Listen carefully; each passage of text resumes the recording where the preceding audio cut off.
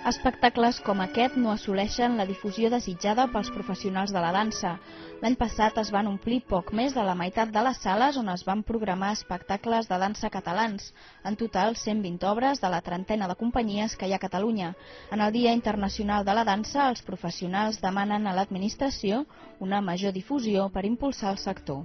Perquè està clar que si no hi ha difusió és molt difícil que qualsevol treball que es produeixi pugui també donar una rendibilitat tant al productor, però tant companyia o al creador, com també, d'alguna manera, a qualsevol agent cultural que vulgui treballar dins d'aquest sector. També reclamen millorar les condicions laborals dels ballarins, unes condicions ja de per si molt dures, perquè les carreres professionals són molt curtes, i obliga els treballadors a diversificar la seva disponibilitat al mercat laboral quan s'acaben.